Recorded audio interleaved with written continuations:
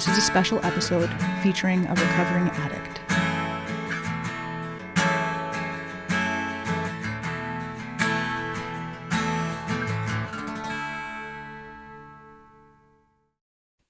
Hi, my name is Sophie X. I'm the host and producer of the Voices of Recovery podcast. I'm joined here today by Chris M. Hey, Chris. Howdy.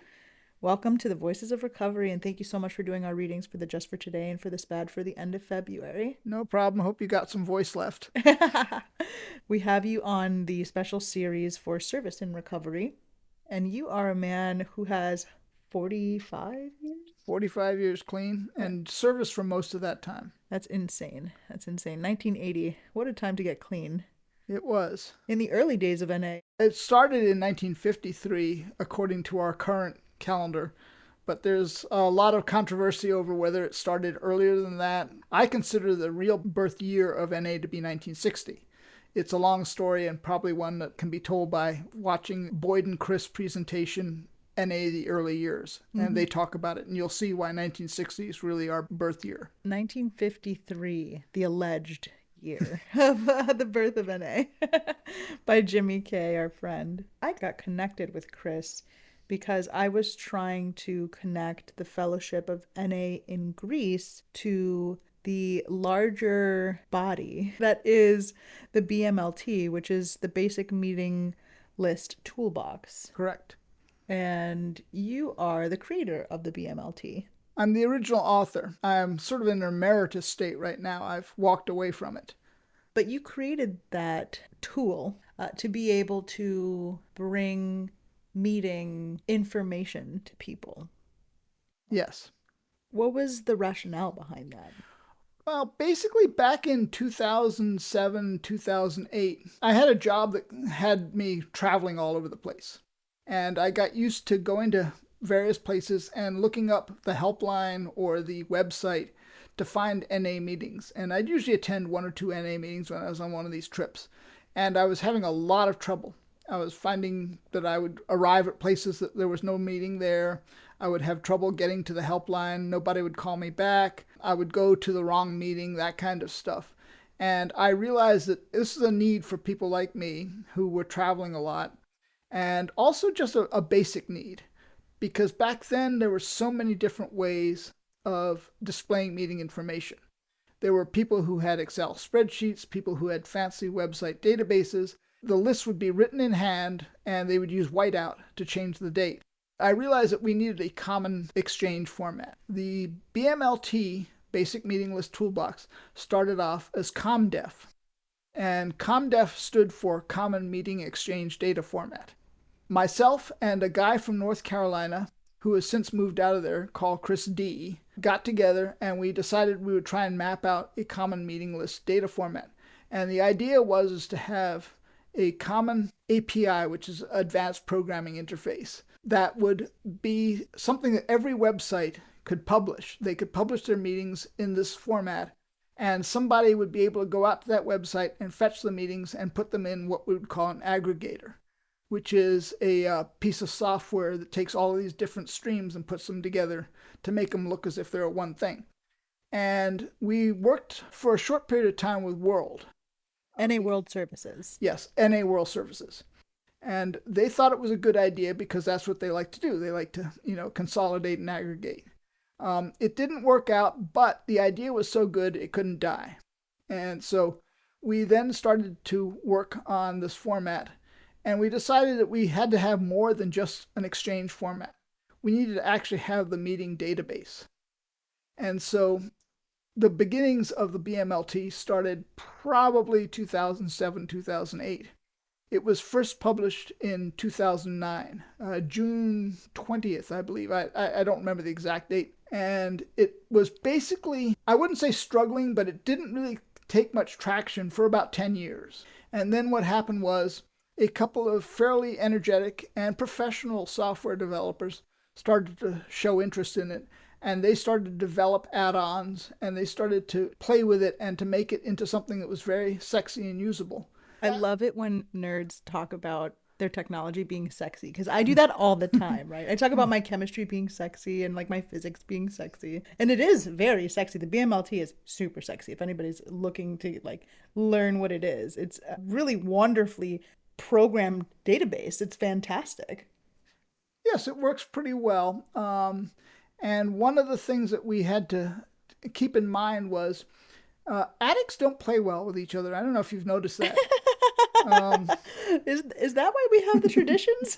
yeah. And we found that we couldn't come up with a consolidated single point of truth because nobody would agree to have all of their personal, whatever area, region data in this common pool. They would want to have control of their own data. So the BMLT was designed to have multiple small servers, each under the complete control of an area or a region or even a group. In some parts of the world, groups take on the roles that many people would associate with areas. Mm-hmm. And so we made it a tool that would allow them to have all their meeting data in this one format, would make it very convenient for them to access and display that data. Without meddling with anybody else's data. Exactly. They would have all their meetings in this one place and they could plug their website into it. It would show it to their users in the format that is most appropriate for that particular area or region. It was designed to be localized, which means translated. I think the current one is translated in 7 or 8 different languages. And it was designed to express an API that was common. So all these different servers would have sort of the same face to the world. So you could have an aggregator, which is exactly what I do with an app that I wrote. And what it would do is it would go to every one of these servers and fetch the meeting data from it. And since the meeting data was basically expressed in the same manner in each of these servers, you could easily take that and consolidate it and make it into a big list that looks like it's just one database. So it's many that become one, sort of like NA. Yeah. And you've written several applications, actually. Yes, I've written a lot of apps. The BMLT originally shipped with several website expressions. I write iOS, Apple, and Mac OS, and Watch OS, and whatever programs. And so I wrote some iOS programs that consumed the BMLT data and expressed it in a searchable form. I currently have one left. I've retired most of them. The people who took over the BMLT from me, they've done amazing things. It was taken over by people who are professional software developers. These are not hobbyists. They're people who do this for a living, and they're very capable. After 10 years of basically shepherding the project myself, I was happy to turn it over to them. And I often say the best thing I did for the BMLT was walk away from it. It's an amazing team of people. I've gotten to know a few of them in the last couple of weeks that I've been involved. And exactly right. They're very capable, very talented people who are just brilliant. It's pretty amazing how addicts are able to work independent of a service structure but still get this stuff done because you guys are just a collection of very talented programmers. Exactly. I thought that one of the important things was to make it an independent entity, not actually a service body. A couple reasons. One is if you're doing NA service, you're bound by the traditions. And the traditions are great. There's nothing wrong with them whatsoever. But they are restrictive if you're in a technical capacity where you have to share information. Like, for example, one of the things we often have to do is figure out what commercial or open source tool would be useful for a particular application. Traditions say we shouldn't really advocate or even use tools that are outside of our domain.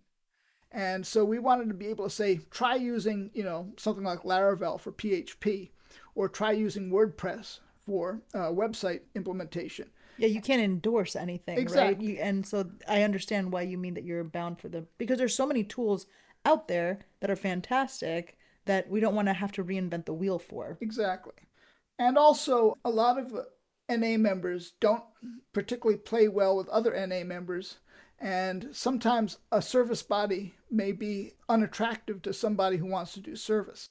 I wanted this thing to be open to as many people as possible. I've become really energized by the dedication and the energy that people, like for yourself, I was really happy to see you jump in there and help out with Greece because I like to encourage people to jump in and do service and get the same things out of it that I did. Service has taught me so much more than just being an NA member. I really believe that my career was greatly helped by the NA service I did. I learned stuff in NA service, and not just the technical stuff, but also the how to deal with people stuff. Oh yeah, that's the hardest thing. That's exactly what NA teaches us, is how to play nice with ourselves and others. Exactly. I was a manager for most of my career. People would say, this employee of yours is having a meltdown. How do you deal with it? You're not even concerned. I'm like, this guy's an amateur. Try going to a regional meeting when, two guys with 30 years are having a fist fight. You know, Throwing chairs. yeah, this is nothing. Coffee's getting Yeah. thrown. Yeah, NA service can be frustrating. It can be hard, but I've never walked away from it. I've sometimes wanted to strangle people in NA service, and I'm sure they've wanted to strangle me. But when push comes to shove, we've got this common thing, the fifth tradition. We need to get that message out there. We need to help people stay clean. And we can throw away all of our differences and focus on this one thing. And I was just really grateful that my technical abilities could be used. Yeah, what you have done with the BMLT is made all of this meeting information for, what is it, more than Well, 80% of the world's it's meetings at almost this point? 90% of the meeting. Yeah, If you almost get 90% of the world's available NA meetings are on this tool that allows any addict traveling around the world to pull out their phone and say, oh, there's a meeting 10 minutes away from me, starting at this particular time on this particular day, and I know exactly where that is. I can pull it up on a map and navigate there. I mean, if that's not spreading the message, right? It's a big deal. It's a big deal what you've done. Well, thank you. One of the key elements is commoditization of editing the meetings. It was really important that meetings be edited and managed by the people who go to those meetings, who actually physically go to them. Formats are also very sensitive. People care a lot about the formats that their meetings have and how they're expressed and what they're called and all that. And so I wanted service bodies to have as direct control over that as possible. And so when we're talking about formats, we're talking about it being an open meeting, a closed meeting, a women's meeting, a men's meeting, a wheelchair accessible meeting, a Spanish speaking meeting, etc., etc. Exactly. And there's a lot that's been, believe it or not, one of the most contentious parts of the BMLT. There are some people who literally believe there are only two formats of the meeting, open Open and and closed. closed. Yeah. And Very binary. well, they have a point. Those are talked about in our literature. They don't like the idea of special format meetings. They don't like the idea of meetings where some people may be more welcome than others, that kind of stuff. And it's a valid point. But my home group is a men's meeting. And I really like that it's a men's meeting. If a woman shows up and needs a meeting, she gets to hang out there. But it's not going to be the same as it is usually in the week when we have a men's meeting. So formats are really important, and also meeting locations. If you go to a meeting and you see that it's changed its time or it's changed its location, you want it to be very easy to express that. Somebody called me up last week and said, our meeting just changed from Tuesday to Thursday, and we've moved from one town to another. And within 5 minutes, I had it fixed in the BMLT so that Updated worldwide. yeah, right? exactly. Updated The worldwide. printed meeting list, any other aggregator that uses it, the website, were all immediately changed. So the printed meeting list is super important because when we go into facilities for hospitals and institutions service H&I, we bring those printed meeting lists, right? Yes. And that piece of paper is really the only information that they have to be able to say, hey, when I get out on this particular Thursday, right, I'm going to be in this particular town, and I know that there's going to be a meeting at 6 o'clock, right? So, and I know that I can go there. I know that there's going to be a cup of coffee. I know that there's going to, and having that information for a person who does not have access to technology, as many addicts do not, right? There's not a lot of people that are homeless living on the street charging their cell phones, right? Yes. Typically, you make it to the bitter ends and all you have is that piece of paper. So it's a very profound way to share the message, in my opinion. I always say that the meeting list is the most important piece of literature in a meeting, Absolutely. which some people will argue with. But as somebody who has made finding meetings an integral part of my recovery, it's important to me. And I remember being in my home group once, and I was talking about the BMLT to somebody, and somebody was sitting in a chair and they interjected and they said, I don't care about all this fancy website stuff, just give me a meeting list. And he holds up the meeting list that was generated from the BMLT. That's amazing. That's amazing. That must feel so rewarding, right? It is. I like that. And I currently have written an app that we encourage people to use. Unfortunately, it's iPhone only, but we ask people to give us feedback. It seems to be doing well. It connects to the BMLT, and if it's in the BMLT, it'll show up in this app. It's an open format. Anybody can write any app they want that will connect to it. The whole BMLT team is really energetic and willing to help out. If you want to connect to the BMLT and use it, including things like helpline integration and messaging and stuff like that, then you should talk to them.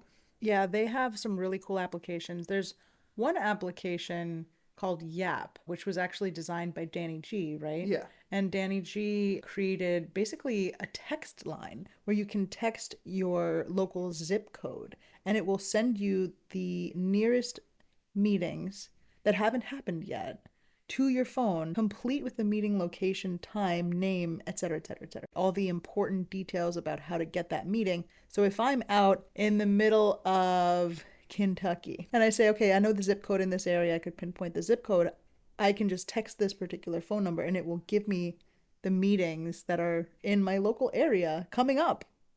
Yeah. They also have a great helpline implementation, which is done through Yap, where helplines can be completely automated, and you can say, I need meetings for Tuesday the 23rd, and it will actually give you a voice readout of the meetings on Tuesday the 23rd, and they'll be accurate and up to date. That's amazing because a lot of people have sight difficulties as well, so they can hear it. So it's making meeting information accessible. Exactly. Is the foundation of the BMLT. So I mean, a hefty congratulations to you for that. Well, thank you. But I'd like to know a little bit more about your other forms of service and you as a person. So why don't you take us through who is Chris M? Okay, well, I was born in Africa in 1962. Were you really? Yes, I was born in Nigeria. I lived in Morocco and I lived in Uganda. This is a white man. Yeah, I get the you don't look African to me You thing don't a look lot. African at all. He has blue eyes and very, very white skin. Yes, exactly. My father was originally in the CIA. We didn't know this until just a few years before he died. Oh my God, so top secret that your own family doesn't know. Yeah. So he was around and then he quit the CIA and he wound up getting jobs overseas. He was very much into international relations and things like that. And so we traveled a lot as a child. When I was in Uganda, I understand I missed some of the best pot in the world. But, I was a bit too young. We left when I was 11 and we came to the U.S. And I started to really have a bad drug problem after that. How old were you then? I was 12, I think, when we got to the U.S. By the time I was 13, I was arrested by the ATF. I was a very bad boy. ATF is? The Bureau of Alcohol, Tobacco, and Firearms. What were you doing as a 13-year-old Chris? Blowing things up. Oh, God. And I had anger issues. And I often say the drugs saved me from becoming a serial killer. Yeah. I was very angry, and I was willing to express that anger explosively. That's exactly what came into my mind, is that if you were setting fire to things, are we sure that this man is not a serial killer? Yeah, exactly. Oh, my goodness. But the drugs just sapped all the energy out. And by the time I was 18, I was a complete derelict. And I was actually put into a psychiatric hospital. Saved my life. I was not particularly happy with it at the time.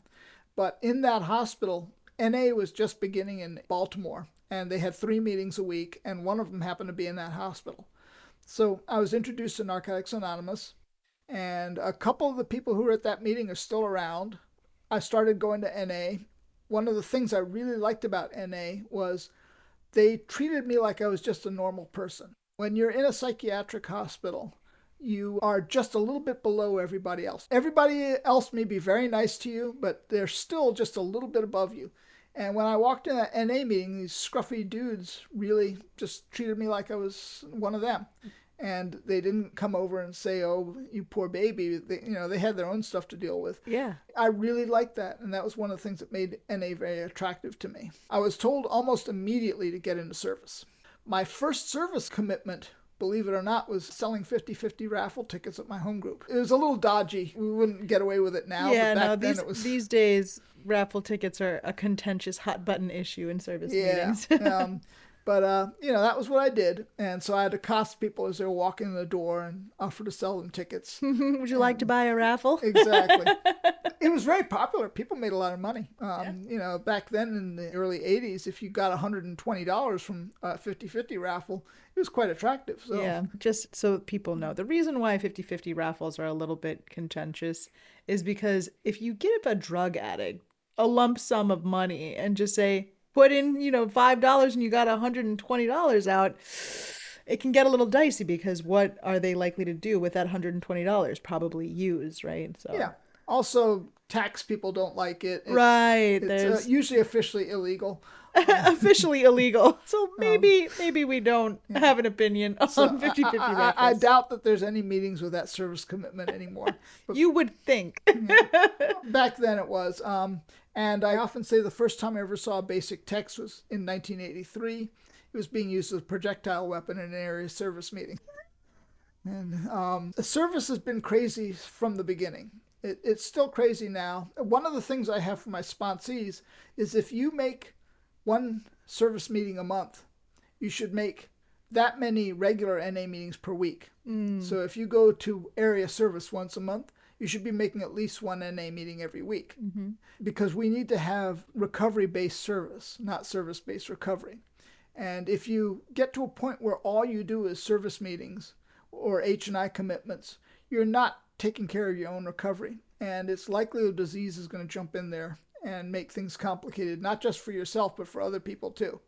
We can do a lot of damage if we're out of control in service. I've always enjoyed the kind of service that's under the radar. The BMLT is something that most people don't even think about. Like my example of the guy holding up the meeting list. That's how service should be. It's infrastructure. You walk into a room, you turn on the lights. You don't think about the generation, the power grids, all the phase matching, all that kind of stuff that is involved. You turn on the switch and the light turns on. That's all you care about. And I believe that that's how service should be received by the people in NA. No fanfares, no awards, thank you everybody, just it's there. That's exactly why I got involved with this podcast because I love doing service, but I was visibly doing service and I wanted to be able to retreat and do service in a way that I was not visible in. I can empathize a lot with what you're talking about being in the background, because for me, it's so much more rewarding. People don't know what goes into editing every single one of these episodes or every single one of the daily readings. I get a lot out of it. I personally love it and I do it because I love it. I get to listen to the literature and hear people's stories. So for me, that background type of service is very attractive to me. So it gives me an opportunity for my strengths really to flourish and for me to be of service in ways that don't necessarily have to do with people.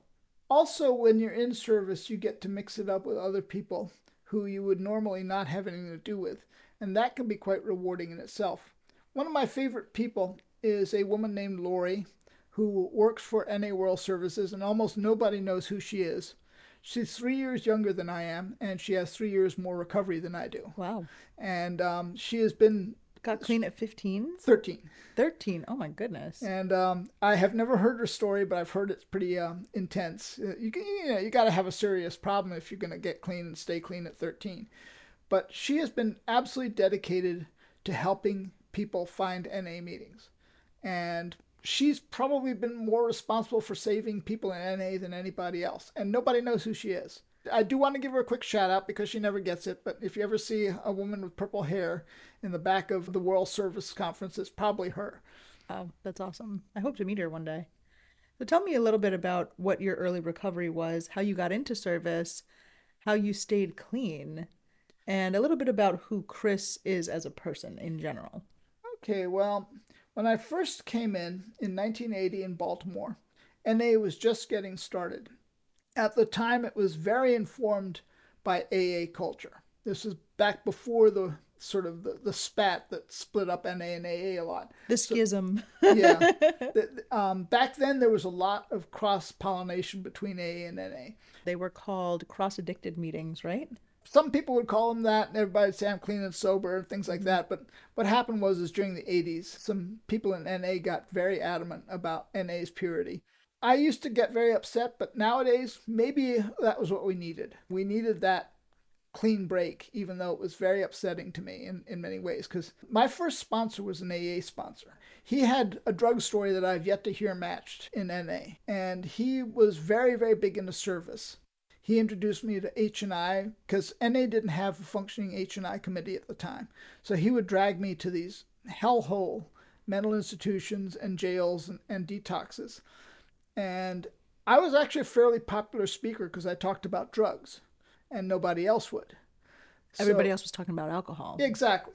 And, sometimes talking about drugs wasn't very popular in AA because they didn't want to really hear about it. They only wanted to hear about alcohol. That got me very involved in service. And then as NA started to grow, it started to develop service. However, NA service in Baltimore started to solidify about the same time that I left Baltimore. So I started to get involved with it in the DC area where I moved to. And I always had group level commitments. I often tried to have area level commitments. One of the things I think is magic in NA is the traditions. When I first came in, because I had an AA sponsor, they revere the traditions. So I was taught to really take them seriously. Then NA service started to come about, and I saw the traditions being used as weapons. And I started to hate them. Say more about using traditions as weapons. Well, the famous one is the sixth tradition. Don't use the word sober. Don't mention anything you learned in AA here. We have no opinion on outside organizations, that kind of stuff. I saw it being used a lot of divisiveness. And of course, tradition 4, I think, is one of the most abused ones. That's where you say, whatever you're doing affects all of NA. And it can be cast so that anything anybody in NA does can be cast as a violation of the fourth tradition. And there's actually a lot of gray areas in there. I remember once seeing an episode of Cops where they went in and they dragged out a domestic violence guy. And he was all drunk, coming out in handcuffs, and he had an Easy Does It t-shirt on. Oh, gosh. Oh, no. And yeah, so, I was told sometimes just wearing a t-shirt can be a problem. And in that case, it was. If you don't know, Easy Does It is a famous AA t-shirt. Oh, yeah. I was grateful it wasn't an NA t-shirt. But at the same time, the traditions are magic. And one day, when I had probably around, 20 years or so, my wife said, It Works How and Why has 2 books. It's got the first book is the steps, and the second book is the traditions. And why don't you try reading the second book? Because I had never read it. The traditions were evil. I didn't want to have anything to do with them. Boo hiss. So I read it, and when I was done, I really had a new respect for the traditions. They talked about us as a team. It was all about we. It's drastically different voice than the first book. So it was obviously either written by different people or written at a different time by the same person, I'm not sure. With a different intention, too. Yeah, exactly. Because one is focused on personal recovery, and the other one is focused on group recovery and how we recover together. Exactly. And so ever since then, I've taken a new interest in the traditions. I often joke that I'm a popular speaker for the traditions, which means I hardly ever get asked to speak.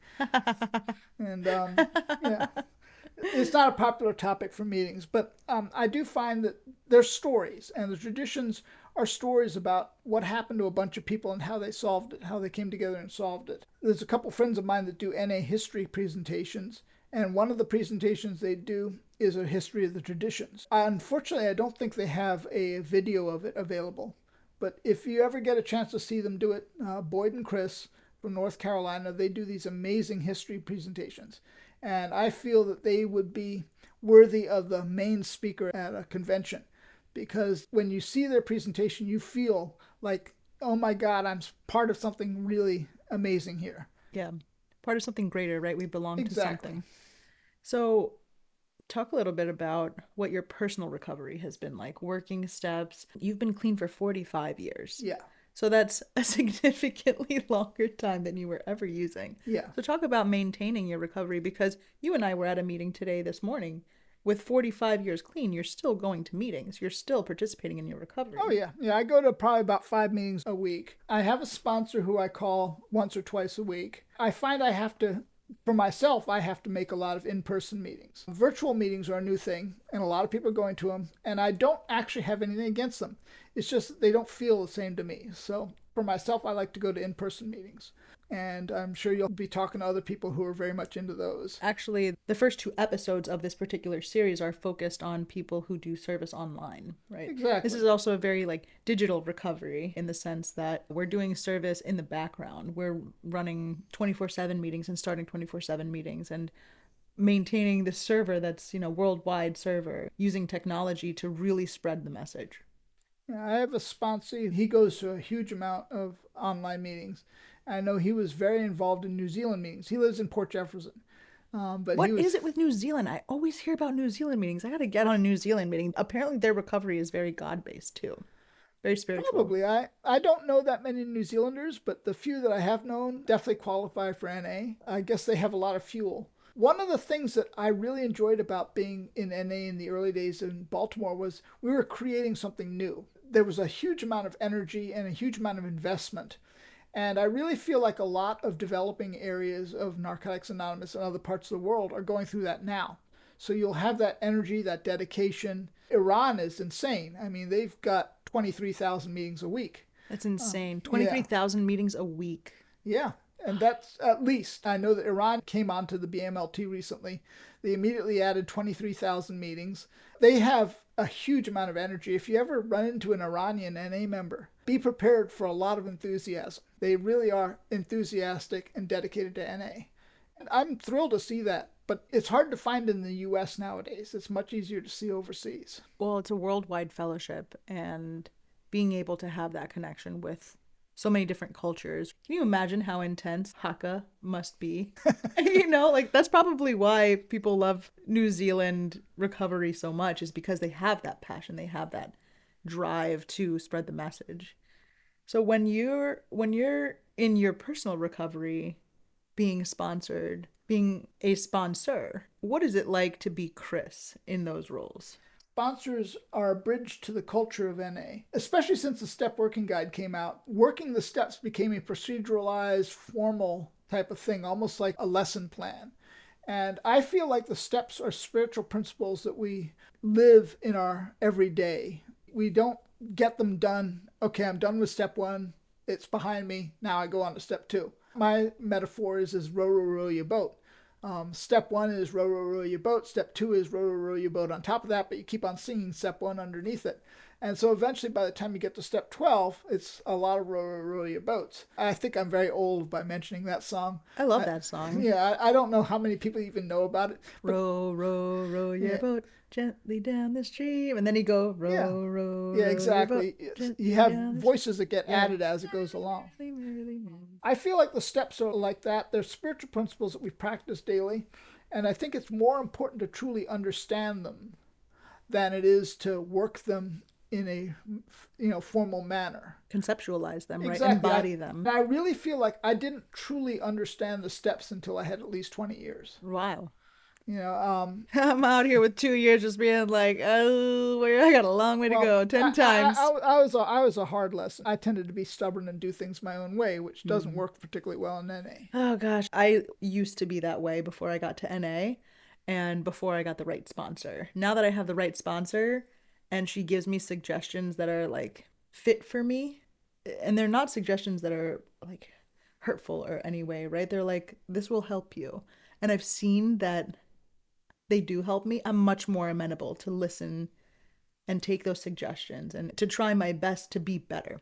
I like to talk about the steps a lot more than I like to write about them. Currently, I'm attending a meeting in Greenlawn where we work through the step working guide. We actually go through it and we get to a question, we answer it out loud. Oh, wow. It's pretty intense. People like it. What we do is we have the step working guide and we go around the room and each person gets to a question. They read the question, they answer it. If it's too personal, we say you can talk about whatever you want. I think that we had to think about the steps as a spiritual recipe for living. I live by these principles. And it's really hard to say, this is what I do. When I talk with my sponsees about it, I'll say, let's sit down for an hour and talk about step three. And I'll bring out examples. Such and such is going on in this group. This is how I look at it. And this is where I think step three is involved with whatever is going on. This person is going through this. How would step four help them in what they're going through now? I can talk about, I was a manager. And I use the traditions and the steps as principles in my management. And I think it helped me out a lot in my work. So these are practical recipes for living a life on spiritual principles. I think that if we look at it that way, that this is just the way I think about life, it's the template that I cast onto the world, then I think that you've got a better idea of how the steps actually work. But it took me maybe 20 years to get to that point. Yeah, how they actually work in your life, right? 'Cause Exactly. it's not just about soul searching and clearing ourselves and ridding ourselves of our character defects, et cetera, et cetera. It's about you have to live life in this world. Yeah. You're going to get pissed off. You have to not use over devastation, over loss, over grief, over X, Y, and Z. All of these things are super, super important to stay clean through. Not just stay clean through. I mean, if staying clean were the only goal, NA would be dead because it's the most unattractive thing you can say to somebody who's using. What it is instead is we have this amazing life that really doesn't have room for drugs. Right. And that life comes about because of the steps in our lives. I feel the steps are transformational. If you apply the steps in your life, eventually you're going to transform into a totally different person. It's a chrysalis. You come out and you're completely different from what you were. And that's natural and that's to be expected.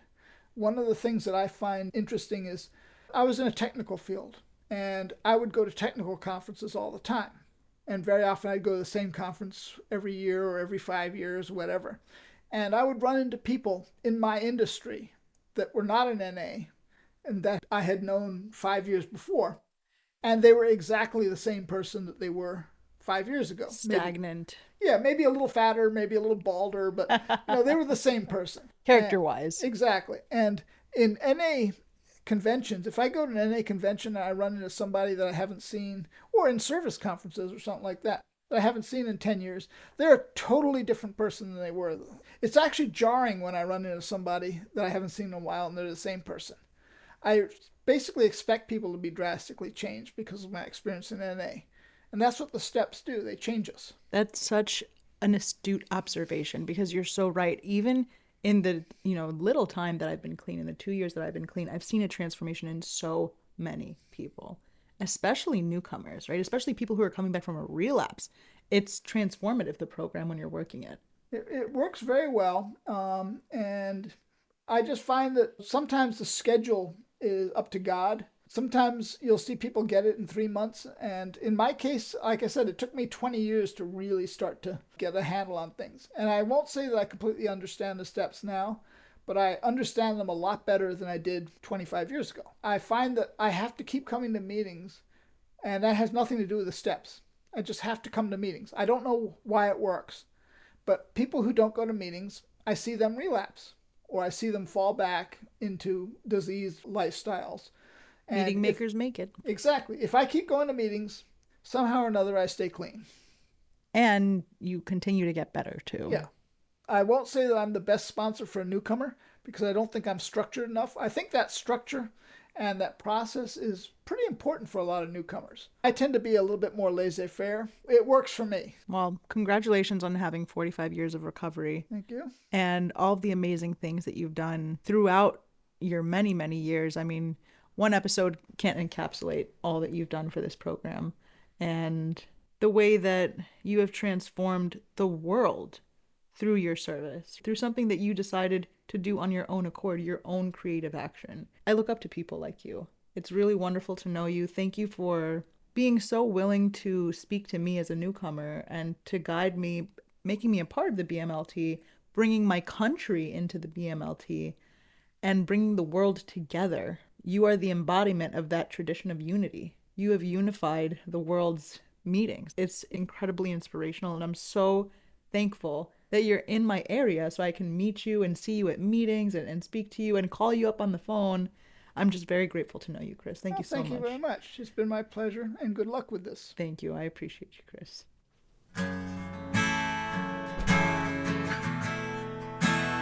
The Voices of Recovery podcast is an independent production of the Works of Wisdom.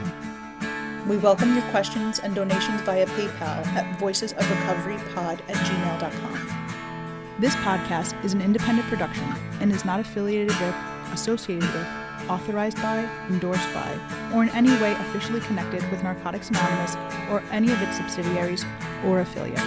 While NA literature may be read during episodes for the purpose of supporting recovery, such use does not constitute an official endorsement or representation by Narcotics Anonymous. In accordance with NA tradition, the NA name is not to be used to endorse or be affiliated with any outside enterprise, and no such endorsement or Music is affiliation. by Sage. Thanks for listening to the Voices of Recovery podcast.